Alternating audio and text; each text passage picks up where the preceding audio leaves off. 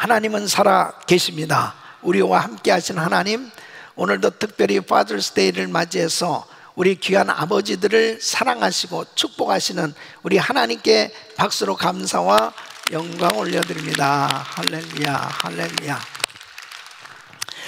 5년 전에 저는 국제시장이라는 영화를 본 적이 있습니다.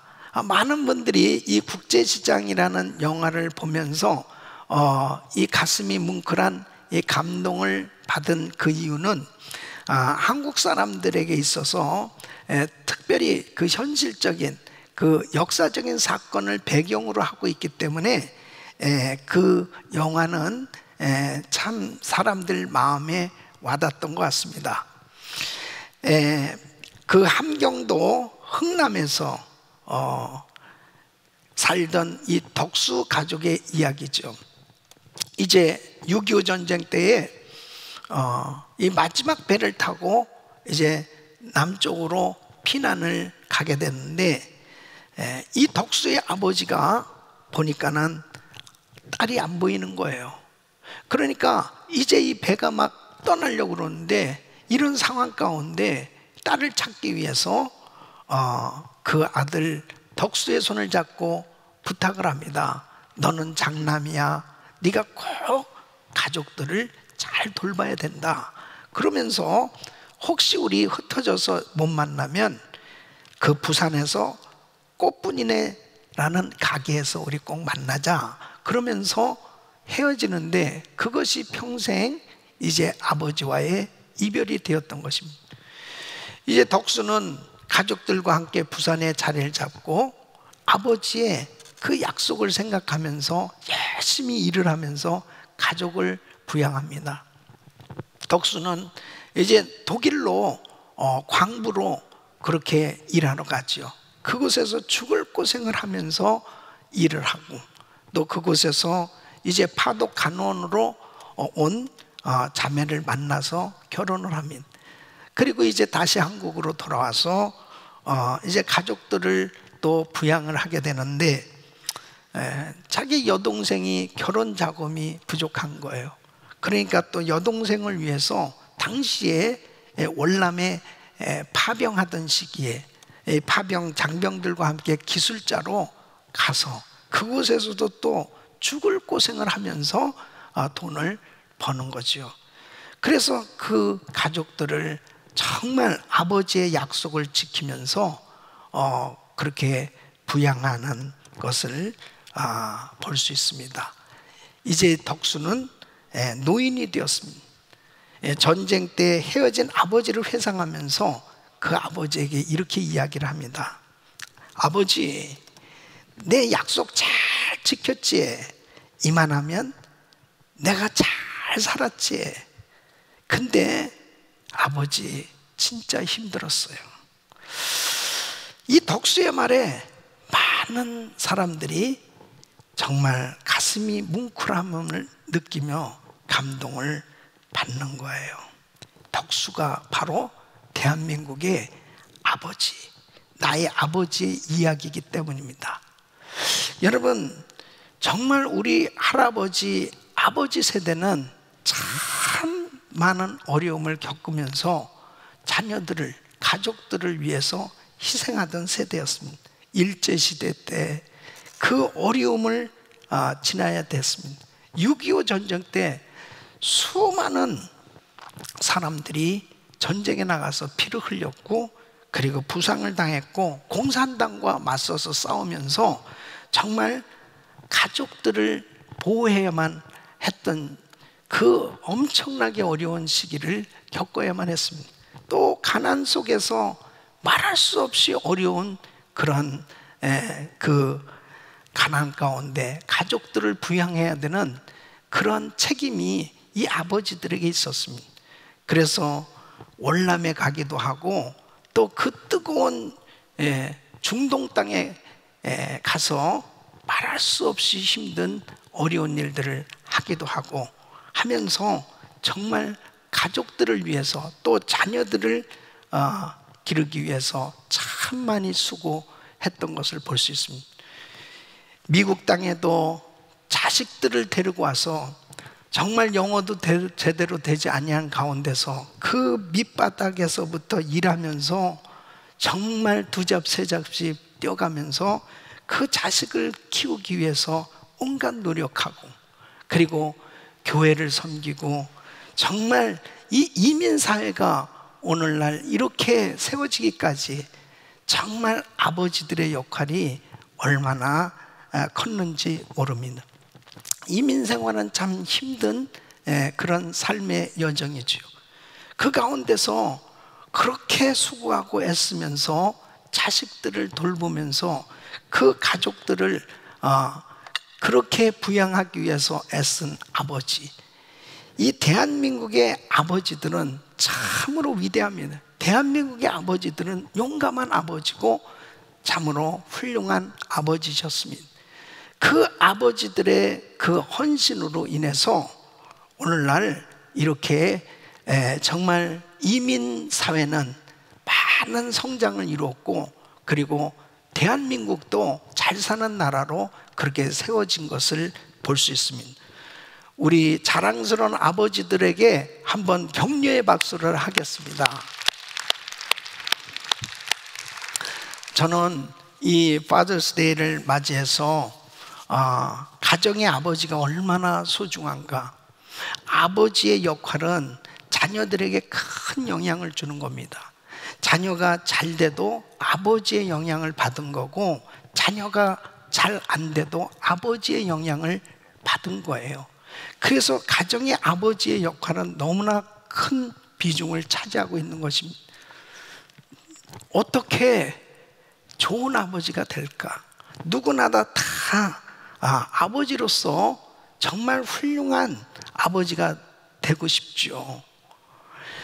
저는 오늘 이 Father's Day를 맞이해서 정말 우리는 크리스천들로 어떻게 하면 하나님 앞에서 좋은 아버지, 우리 자녀들에게도 좋은 아버지가 될 수 있는가 하는 부분을 좀 말씀을 나누려고 합니다.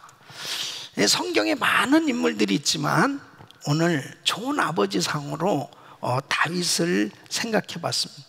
오늘 이 본문 말씀은 이 다윗이 임종을 앞두고 이 어린 아들 이 솔로몬을 불러서 이제 왕위를 물려주면서 그에게 권면하는 그런 말씀입니다. 이 말씀 속에 그 아버지의 그 사랑, 또 이 아들이 잘 되어지기를 바라는 그 아버지의 그 간절한 마음이 이 말씀 속에 담겨져 있습니다.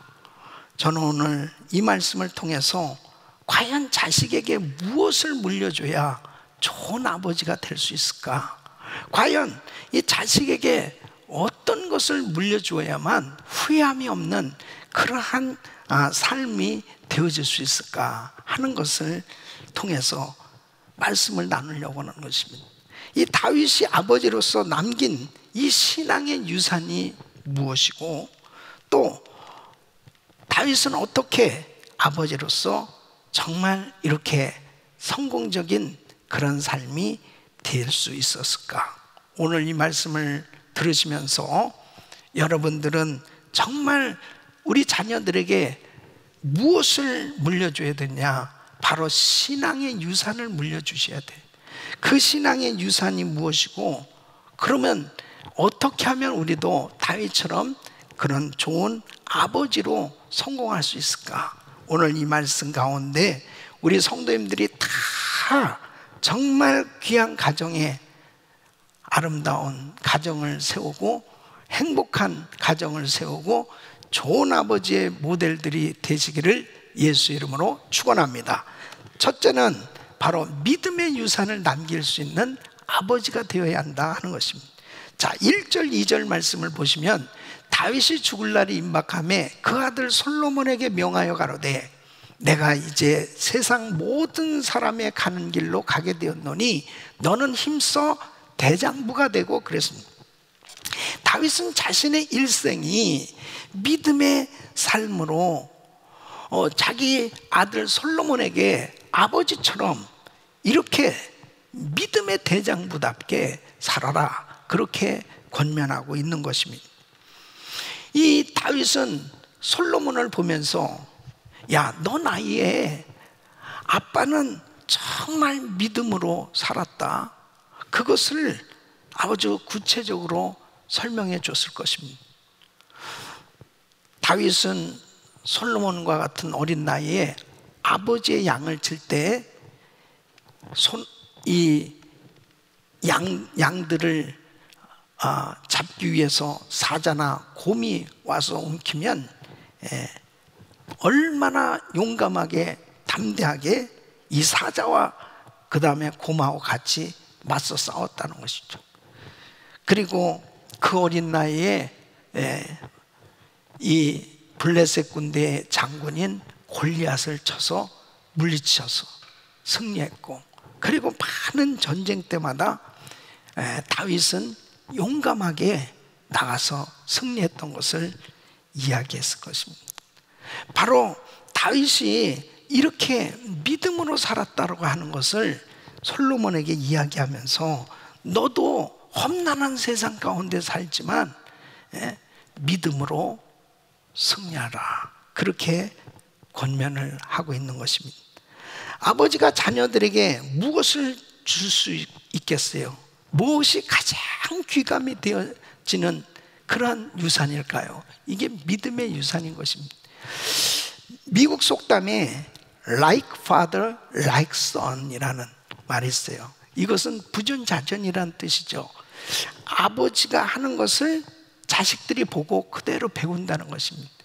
그러니까 성경에도 보면 이삭이 참 믿음이 있고 신앙이 있었던 그런 아들이 될 수 있었던 것은 아버지 아브라함을 보고 배운 거죠. 아버지 아브라함의 믿음과 순종하는 모습을 보고 바로 이 이삭이 배운 거예요. 그렇기 때문에 아버지가 정말 그렇게 믿음으로 행하는 모든 일들이 자연스럽게 아들 이삭에게는 그냥 그것을 가르쳐 주지 않았는데도 그 삶을 보고 저절로 배우게 된 겁니다. 또 뿐만 아니라 야곱은 아버지 이삭의 삶을 통해서 믿음을 전수받게 된 거죠. 그러니까 아버지의 삶은 자녀들에게 그대로 전달되고 있는 거죠. 아버지가 자녀들에게 남길 큰 유산이 무엇입니까? 많은 물질을 남겨주길 원하세요? 다른 어떤 것들을 남겨주길 원하십니까? 여러분, 믿음의 유산을 남겨줘야 진정한 이 자식에게 정말 이 땅에서 승리하고 하나님의 나라를 위해서 아름답게 쓰임받을 수 있는 그러한 신앙인으로 세워질 수 있는 줄로 믿습니다. 그래서 나의 믿음의 삶을 보여주는 거, 나의 믿음의 삶이 바로 자녀들에게 그대로 유산으로 물려줘야 되는 것입니다. 이 믿음의 유산을 받았을 때 그 아버지가 세상을 떠난다 하더라도 그 자식은 이제 아버지의 그 믿음이 바로 그의 평생에 지도가 되고 나침판이 되고 그리고 충고자가 되고 격려가 되는 것입니다. 그래서 그의 인생이 복된 인생이 되어지는 것입니다. 솔로몬은 아버지 다윗의 전생애가 정말 믿음으로 산 그 모습을 본 거죠. 그래서 솔로몬이 어린 나이에 왕이 되었을 때 제일 먼저 한 것이 뭡니까? 솔로몬이 제일 먼저 한 것은 아버지가 하나님을 사랑한 것처럼 자기도 하나님을 사랑하면서 일천번제를 드리는 거예요. 일천번제는 왕이 됐기 때문에 바로 당연히 드리는 어떤 규례도 아니에요.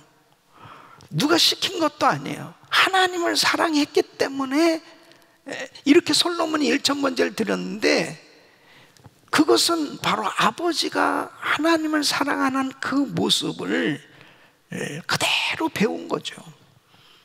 아버지 다윗이 성전을 그렇게 사랑했습니다. 그리고 성전 건축하기를 그렇게 사모했습니다. 이 솔로몬도 성전을 사랑했고 그리고 성전 건축했던 것을 볼 수 있습니다. 아버지가 무엇을 하면서 살았느냐, 그 아들에게, 자녀들에게 바로 믿음으로 산 모습을 보여줬을 때 자녀들은 그 믿음을 그대로 전수하게 되는 것입니다. 그래서 다윗은 솔로몬에게 너 대장부처럼 용감하게 믿음으로 살라고 이렇게 부탁했던 것처럼 우리 성도님들도 이렇게 어려운 세대 가운데 우리 자녀들에게 야, 믿음의 대장부처럼 그렇게 믿음의 삶을 살아라, 그렇게 자신 있게 부탁할 수 있는 아버지들이 되시기를 예수 이름으로 축원합니다. 사도 바울은 육신의 아들은 없었어요. 그렇지만 영적인 자녀들은 참 많이 있었습니다. 그 중에 디모데에게 그는 유언처럼 믿음으로 살 것을 그렇게 말씀하는 걸 볼 수 있습니다. 디모데후서 4장 6절로 8절 보면 관제와 같이 벌써 내가 부음이 되고 나의 떠날 기약이 가까웠다. 내가 선한 싸움을 싸우고 나의 달려갈 길을 마치고 믿음을 지켰으니 이제 후로는 나를 위하여 의의 면류관이 예비되었으므로 주곧 의로우신 재판장이 그날에 내게 주실 것이니 내게만 아니라 주의 나타나심을 사모하는 모든 자에게. 디모데에게 야, 나는 믿음으로 살았어. 끝까지 믿음으로 이제 승리했어. 나를 위해서 하나님은 의의 면류관을 주실 것이야. 너도 믿음으로 살아야 돼. 믿음으로 사역해야 돼. 그러면서 이 믿음을 전수해 줬던 것을 볼 수 있습니다. 여러분, 언젠가는 우리가 다 이 세상을 떠나게 됩니다. 그때 자녀들이 아버지를 기억할 때 무엇이 제일 먼저 떠오를까요? 세상의 재물도 아니에요. 세상의 어떤 지식도 아니에요. 세상의 어떤 사회 직분도 아니고 아버지를 생각할 때 우리 아버지는 하나님의 사람이셨어. 우리 아버지는 정말 믿음으로 우리 자녀들을 그렇게 양육하셨고, 그리고 가정에서 사랑으로 희생으로 섬기신 아버지야. 믿음으로 산 아버지의 모습이 보여진다면 그것이 자녀에게 큰 재산이 된단 말이에요. 그래서 우리는 이 세상의 어떤 재물이나 세상 것을 자식들에게 물려주려고 하지 말고 믿음의 삶으로 믿음의 유산을 물려주시길 예수 이름으로 축원합니다. 로버트 슐러 목사님은 그의 저서 불가능은 없다라고 한 이 저서에서 이런 간증을 합니다. 그 대학교 1학년 때인데 그의 집이 농장을 했었답니다. 그런데 갑자기 어느 날 이 토네이도가 불어닥친 거예요. 이 토네이도가 무섭잖아요. 그냥 불과 몇십 분 만에 그 엄청난 집들이 한 번에 다 날아가고 가축들이 다 날아가고 모든 농작물이 그냥 전부 다 싹 날아가는 거예요. 마치 폐허가 된 그런 땅만 남아있는 것 같이 싹 다 사라져버린 거예요. 이 허탈할 수밖에 없는 거예요. 그 아버지는 26년 동안 뼈가 부서지도록 그 농장을 정말 일궜는데 허탈할 수밖에 없는 거예요. 다 날아간 겁니다. 근데 모게지 페이먼트는 많이 남았죠. 나이는 60이 넘었죠.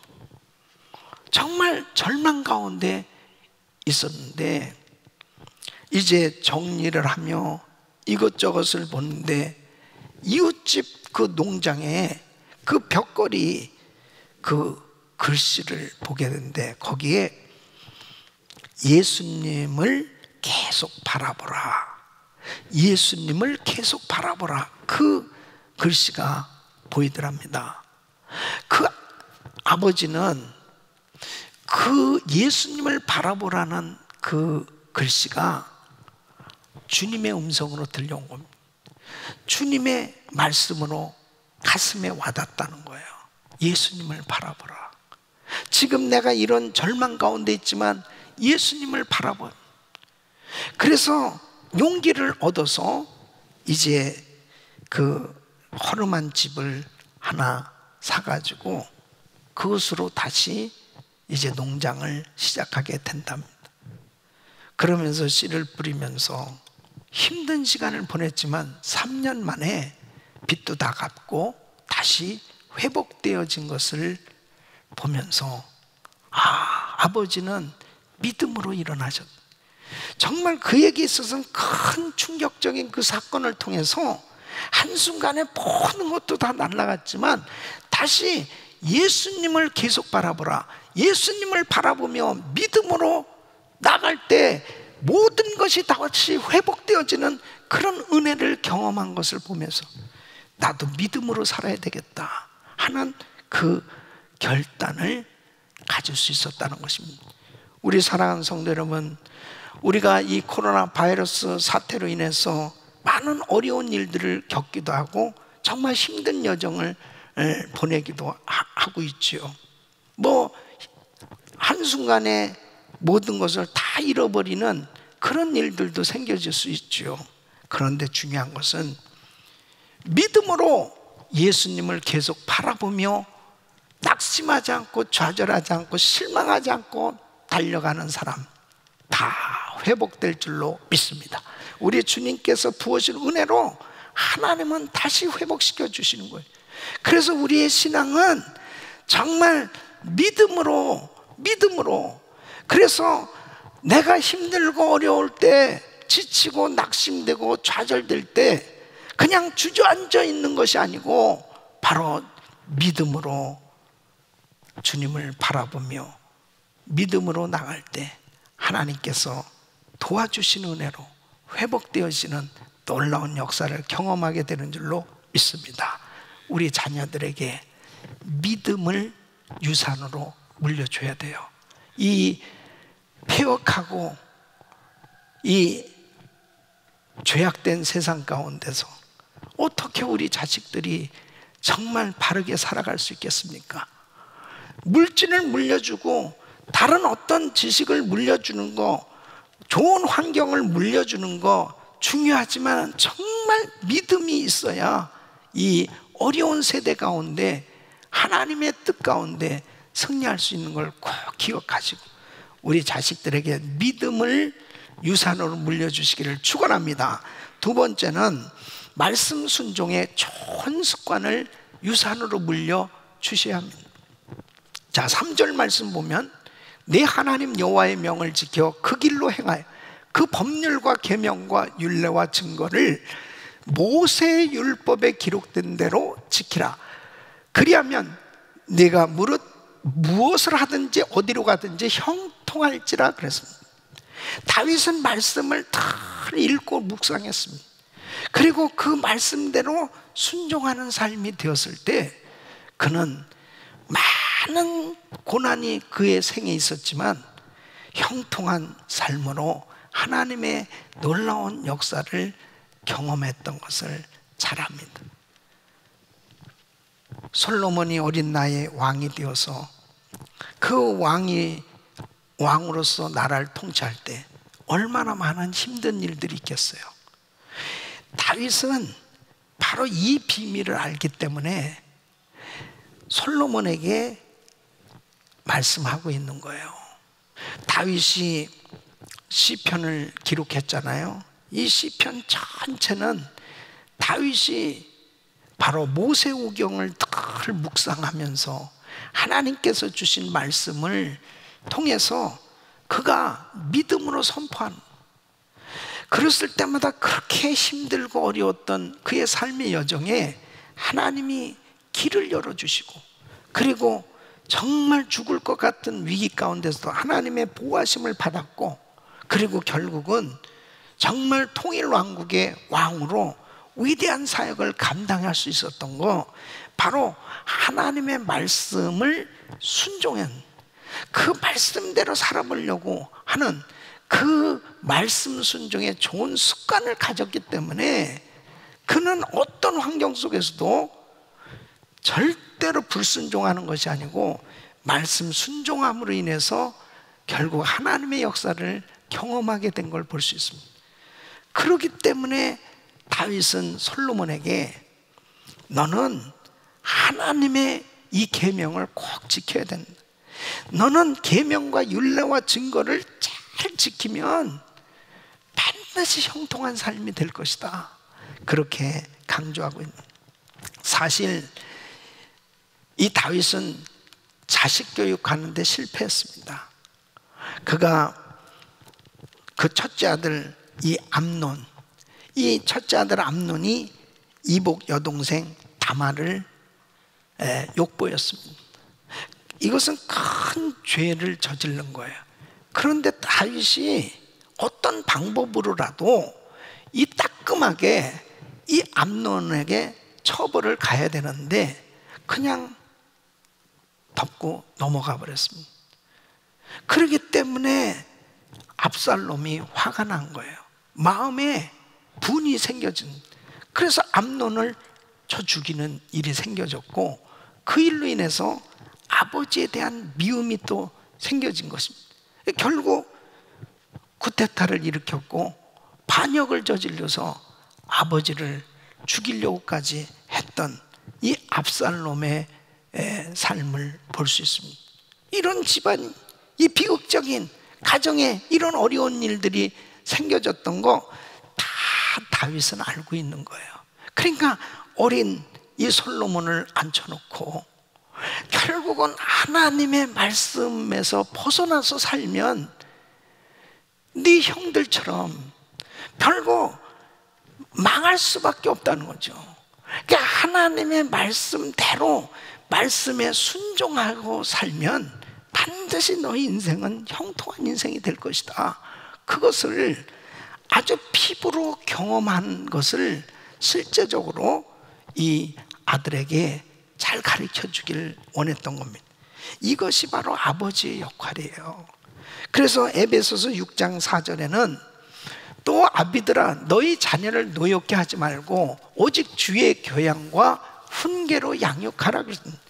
그러니까 아버지들이 그냥 물리적인 힘으로만 그냥 화를 내기만 하면서 그렇게 야단칠 것이 아니고 훈계는 하되 하나님의 말씀을 통해서 그 말씀을 잘 붙들고 살아갈 수 있도록 그렇게 지도해야 될 것을 말씀하는 거예요.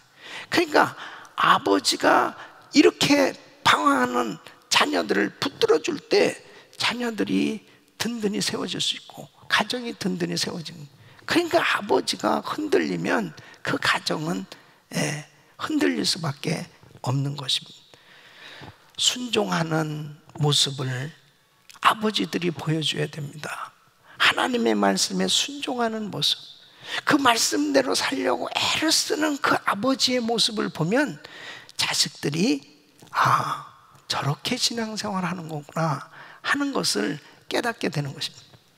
우리 교회 축복은요, 바로 우리 원로 목사님 김광식 목사님께서 정말 이 순종에 대한 그 가르침, 그리고 본인이 정말 하나님의 말씀이라면 그 말씀대로 살려고 몸부림치고 그 하나님의 말씀을 실천하시려고 전적으로 헌신하는 그 순종의 모습을 보이셨습니다. 그러니까 우리 교회는 정말 하나님의 말씀이라면 또 위임권위자에게 순종하는 이런 순종의 그 영성이 흘러요. 그러니까 교회가 정말 건강하게 잘 세워질 수 있는 것, 이것은 이 순종의 역사가 일어나기 때문에 그런 것입니다. 여러분, 100일 기도회를 하면서 참 하나님께서 저에게 많은 은혜를 주셨는데, 우리 성도님들에게도 많은 은혜를 주셨는데, 그건 딱 한 가지예요. 하나님께서 감동을 주시고 하나님께서 은혜를 주시면, 말씀을 하시면 순종하는 거.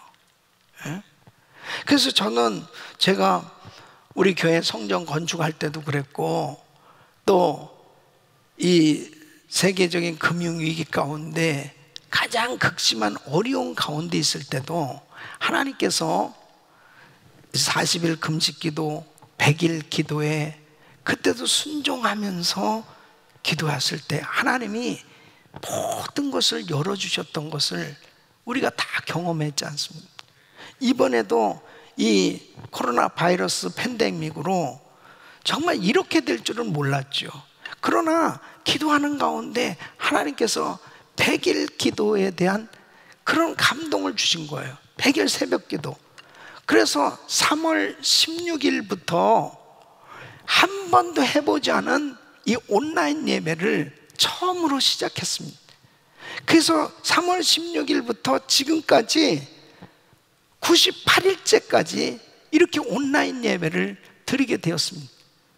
그런데 하나님 말씀에 순종해서 우리 성도님들이 새벽마다 같이 참여해서 기도하고 은혜를 받으니까 이런 어려운 환경 가운데서도 순종하는 교회, 순종하는 성도들에게 놀라운 은혜를 부어주고 계신 줄로 믿습니다.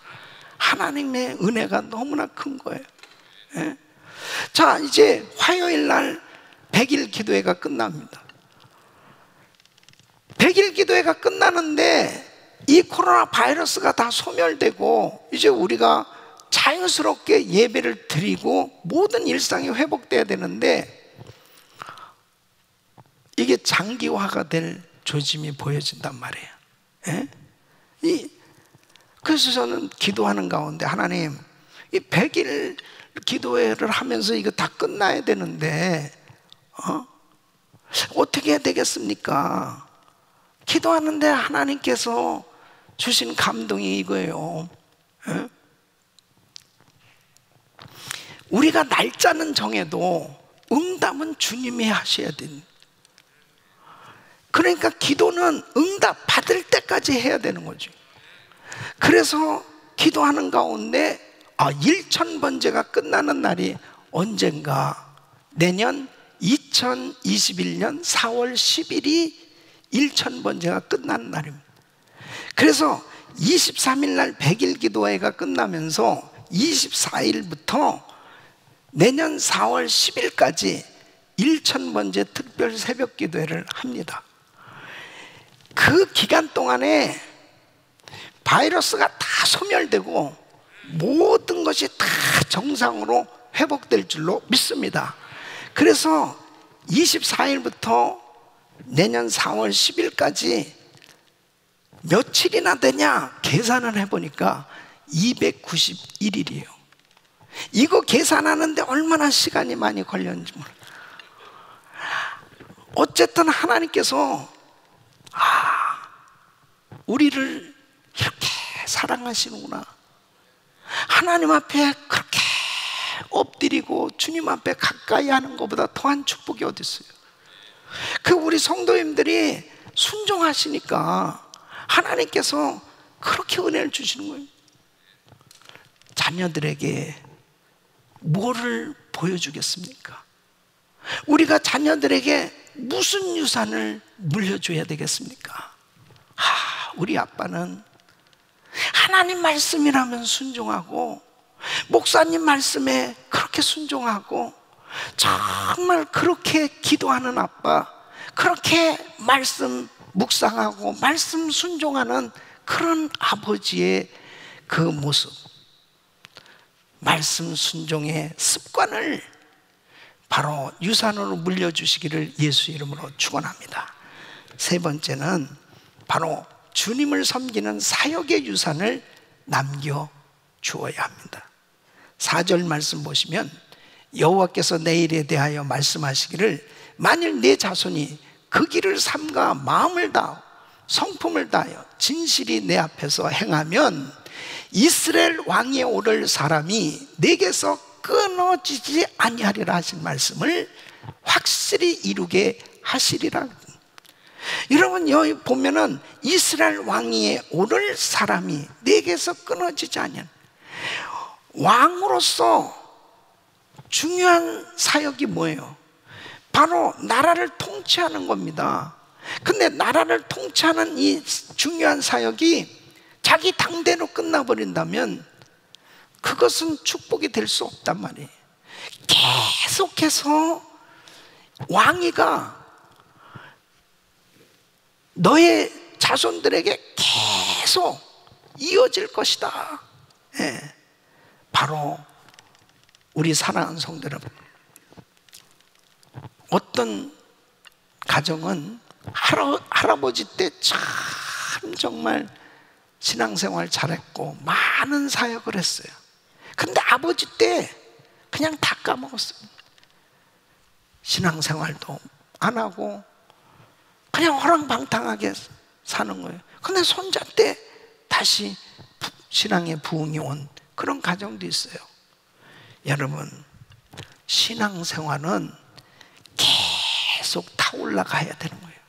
계속 성장해 가야 되는 것입니다. 다음 세대까지 계속 믿음이 이어지고 믿음이 계승되고 사역이 계승되고 끊임없이 더 계승 발전하는 이런 역사가 계속 일어나야 되는 것입니다. 그래서 우리 다음 세대, 자녀 세대 주님을 섬기는 사역의 유산을 물려줘야 바로 우리 자녀들이 이 세상에서 타락하지 아니하고 방황하지 아니하고 우리 아버지가 했던 거, 우리 어머니가 했던 거, 바로 우리 부모님이 했던 이 사역을 계속 이어서 아름답게 전수받아서 하나님의 영광을 위해서 쓰임받게 될 줄로 믿습니다. 사무엘하 7장 12절 보면 12절 13절 보면 그렇습니다. 내 수완이 차서 내 조상들과 함께 잘 때 내가 내 몸에서 날 자식을 내 뒤에서 그 나라를 경고케 하리. 저는 내 이름을 위하여 집을 건축할 것이요 나는 그 나라 위를 영원히 경고케 하리. 모세에게 있던 신앙이 바로 여호수아에게 전수됐습니다. 여호수아는 믿음으로 가나안 땅을 정복했습니다. 그런데 그 다음 세대가 제대로 준비가 되지 않았습니다. 그 다음 세대에서 참 안타깝게 정말 그 가나안 땅에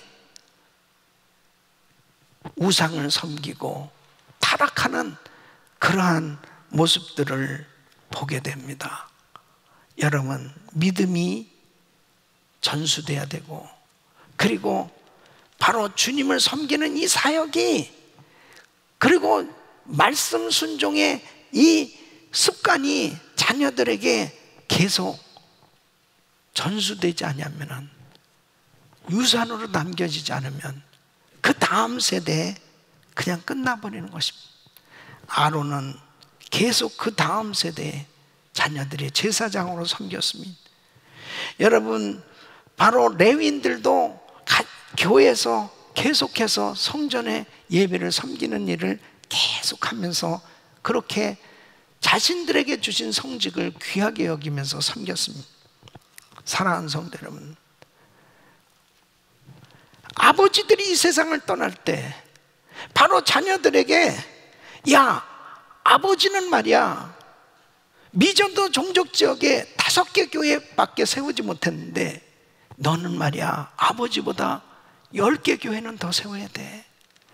야, 아버지가 성가대 했는데, 야, 바쁘다고 성가대 제대로 못할 때도 많이 있었는데 너는 말이야 진짜 한번 제대로 잘 섬겨봐. 아빠가 목자로서 그렇게 열심히는 한다고 했지만, 야, 생각해보니까 그렇게 부흥도 못하고 열심히 한다고는 했지만은 아빠 마음이 차지가 않아. 너는 한번 제대로 한번 해볼 수 있겠니? 뭔가 아빠가 했던 사역들, 과연 우리 아빠는 이 세상을 떠나면서 나에게 어떤 사역의 유산을 남겨줄 것이냐. 마태복음 24장 14절 보면 이 천국 복음이 모든 민족에 증거되기 위해 온 세상에 전파되니 그제야 끝이요. 세계 선교가 마무리되면 예수님 오시고 이 세상은 끝나는 거예요. 그럼 우리 당대에 예수님 오시지 않는다면 결국 세계 선교 마무리는 계속 진행이 돼야 될 텐데, 그렇다면은 우리 자녀들 세대에서는 과연 이 세계 선교 마무리를 위해서 어떠한 사역의 유산을 남겨줘야 될 것이냐? 이 사역의 유산을 물려받은 자녀는 절대 방황할 수 없어요. 절대 타락하지 않습니다. 저는 우리 두 아들들에게 다른 것보다도 저희들과 함께 그저 함께 무슨 여행도 많이 못 해보고 그렇게 세상적으로는 저들에게 많은 거 주지 못했지만 그래도 감사하게 두 아들이 예수를 잘 믿고 그리고 목회자가 되고 선교사가 됐습니다. 다른 것보다도 세계 선교 마무리에 대한 이 비전, 이것이 저들에게 전수되고 있는 게 너무 감사한 거예요. 사랑하는 성도 여러분, 우리가 자식들에게 무엇을 물려줘야 되겠습니까? 이 악하고 패역한 세대 가운데 우리 자식들에게 무엇을 물려주는 것이 지혜입니까? 이 코로나 바이러스 팬데믹 가운데 온통 세상이 이렇게 혼란한 가운데 과연 우리 자식들에게 무엇을 물려줘야 좋은 아버지가 될 수 있겠습니까? 믿음의 신앙, 바로 말씀 순종의 신앙, 그리고 주님을 섬기는 사역의 유산을 물려주시기를 예수 이름으로 축원합니다. 6.25 전쟁 때 왜 대한민국을 건져주셨을까요?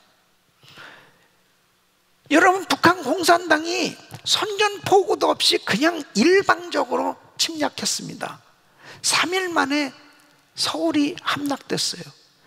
한 달 만에 낙동강까지 밀려서 이제 적화가 되어지고 공산화되어지기 일보 직전이었습니다. 그때 유엔군이 전 세계에서 몰려오는 거예요. 16개 나라의 그 유엔군이 참전을 합니다. 7개 나라에서 의료팀들이 참전을 해요.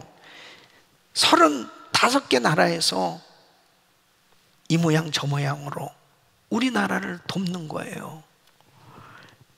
150만 명이 그 전쟁에서 죽었어요. 360만 명의 부상자가 나왔어요. 우리 한국 군인만 14만 명이 죽었어요. 미국의 젊은이들, 그 미국의 젊은이들이 정말 이름도 잘 모르는 코리아에 와서 3만 5천 명이 넘는 그런 군인들이 전사했습니다.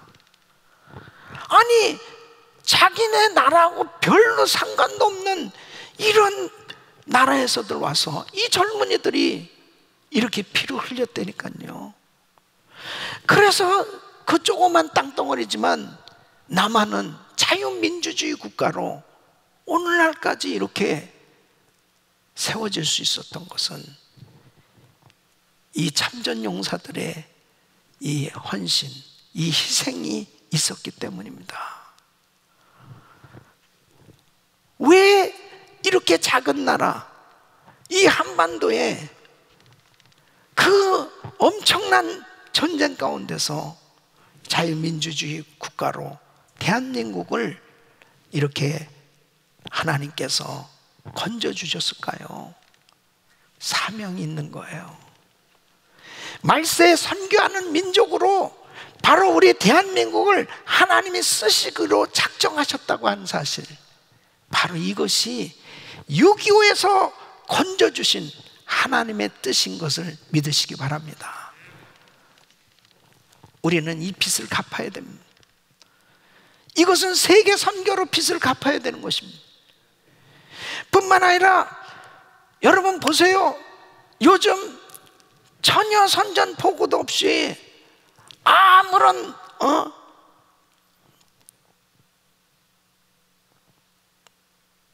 대책도 없이 지금 남북한은 적대 관계로 돌입하고 지금 위험한 상태에 놓여 있습니다. 하나님께서 대한민국을 불쌍히 여겨주시고 남북한이 하루속히 복음으로 통일돼서 하나님이 주신 이 사명 세계 선교 마무리를 하며 우리 민족에게 정말 엄청난 우리 민족을 위해서 피를 흘린 그 귀한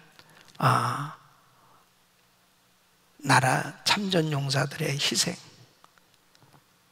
그 헌신의 보답, 바로 이 복음을 땅끝까지 전함으로 하나님 앞에 주신 사명 감당하는 우리 민족 돼야 될 줄로 믿습니다. 바로 우리 자녀들에게 이 교훈을 가르쳐 줘야 됩니다. 그래서 6.25를 잊어서는 안 되는 겁니다.